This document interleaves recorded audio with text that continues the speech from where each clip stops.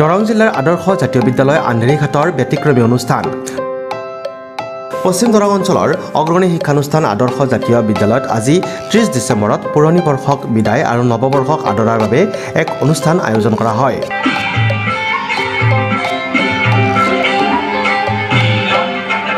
বিদ্যালয়ৰ ছাত্ৰ-ছাত্ৰীসকলে গীত নৃত্যৰে বিদ্যালয় প্ৰাংগণ উৎসৱমুখৰ কৰি তোলে।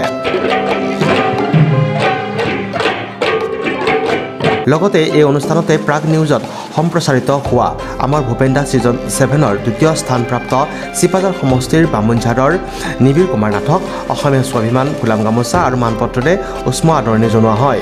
বিদ্যালয়খনে ছাত্ৰ-ছাত্ৰীসকলৰ মাজত প্ৰতি বছৰে পুৰণি বছৰটিক বিদায় আৰু নৱবৰ্ষক আদৰিবলৈ এই ধৰণে ব্যতিক্ৰমী অনুষ্ঠান অনুষ্ঠিত কৰি আহিছে।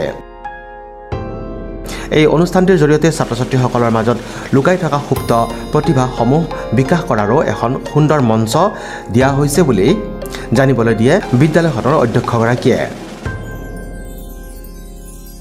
আমি আন্ধেৰীঘাট আদৰ্শ জাতীয় বিদ্যালয়ৰ ছাত্ৰ-ছাত্ৰী, শিক্ষক, কৰ্মচাৰীবৃন্দ আৰু সমূহ শ্ৰদ্ধাৰ অভিভাৱক মণ্ডলীয়ে লগ লাগি বিগত বছৰৰ দৰে এইবেলিও আমি নতুন বছৰক আদৰি লোৱাৰ প্ৰস্তুতিৰে সমূহ ছাত্ৰ-ছাত্ৰীক আগত ৰাখি এটা বিস্তৃত অনুষ্ঠান আমি কৰিছোঁ। ইয়াত ছাত্ৰ-ছাত্ৰীসকলৰ নিজৰ প্ৰতিভাসমূহ বিকাশ কৰাৰ কাৰণে এখন আসন ৰাখিছোঁ আৰু আমি আশা ৰাখিছোঁ যে ছাত্ৰ-ছাত্ৰীসকলে এই গীত মাতৰ জৰিয়তে তেওঁলোকৰ আনন্দ উৎসাহ যেন গোটেই জীৱনটোৰ কাৰণে থাকি যায়, গোটেই নতুন বছৰটো যেন তেওঁলোকক এটা আন্তৰিক কৃতজ্ঞতা জনায়।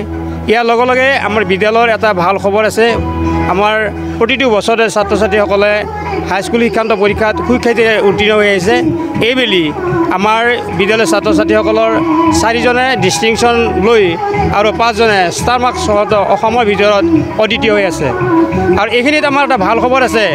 আমাৰ বিদ্যালয়ৰে 6ষ্ঠ শ্ৰেণীৰ ছাত্ৰ নিবিৰ কুমাৰ নাথে ভূপেন হাজৰিকাৰ যি গীত পৰিৱেশন কৰি আছে নিউজ চেনেলৰ জৰিয়তে, প্ৰাগ নিউজ চেনেলৰ জৰিয়তে ইয়াত অসমৰ ভিতৰতে দ্বিতীয় স্থান অধিকাৰ কৰিবলৈ সক্ষম হৈছে। আমি গৌৰৱান্বিত এইকাৰণে যে আমাৰ এই পিছপৰা অঞ্চলটোৰ পৰা আমাৰ এই কণমানি ছাত্ৰজনে আমাৰ অঞ্চলটোলৈ এটা গৌৰৱ আগবঢ়াই আনিছে আৰু মই সকলো অসমবাসীক শুভেচ্ছা জনাইছোঁ।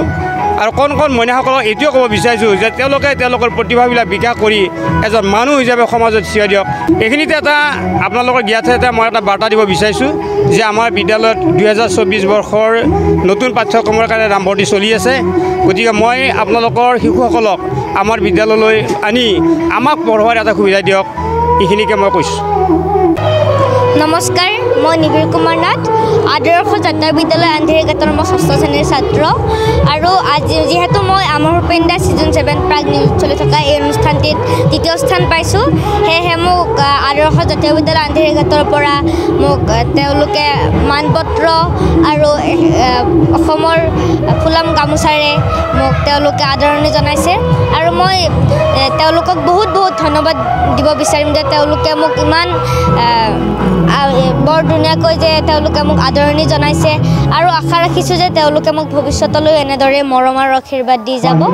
আৰু মই আৰু শেষত অসমবাসী ৰাইজ আৰু এই অঞ্চলৰ সকলোকে আজি আদৰ্শ জাতীয় বিদ্যালয়ৰ যে আজি বহু বছৰ ধৰি এই বিদ্যালয়ত বিচিত্ৰ অনুষ্ঠানৰ যোগেদি এই ছাত্ৰ ছাত্ৰীক যি উৎসাহিত কৰিছে শিক্ষকবৃন্দই, আচলতে আমি অভিভাৱক হিচাপে আমি নথৈ সুখী হৈছোঁ।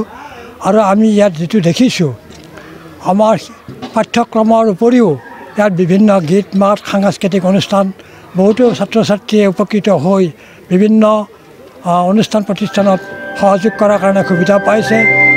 উদাহৰণস্বৰূপে আমাৰ এই অঞ্চলৰে কণমানি শিশু নিবিৰ কুমাৰ নাথে এইবেলি ভূপেন্দ্ৰ সংগীতৰ গীত গাই অভিলেখ সৃষ্টি কৰিছে।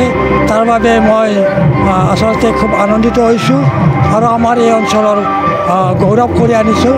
তাৰ বাবে আমি নিবিড় নাথ আৰু নিবিড় নাথৰ দেউতাক শ্ৰী মৃণাল নাথক মই আন্তৰিক শ্ৰদ্ধা জ্ঞাপন কৰিছোঁ। এই নতুন বছৰটোত সকলোৰে মনত যেন নতুন আনন্দ উল্লাস সততা ধৈৰ্য সকলোৱে যেন আকাশত যেনেকৈ ৰামধেনুৰ ৰঙেৰে বুলাই দিয়ে ঠিক সেই তেনেদৰে আলোকিত হৈ সকলোৰে অনাগত বছৰটোত যেন উদ্ভাসিত হৈ সকলোৱে যেন আনন্দ হৈ থাকক সুখৰ হৈ থাকক সকলোকে এইদৰে আহি আমাৰ বিদ্যালয়ত নামভৰ্তিৰ কৰি বিচিত্ৰ অনুষ্ঠানত ভাগ লৈ সকলোৱে যেন বছৰটোত আগুৱাই যাবলৈ সকলোকে মই আহ্বান জনাইছোঁ।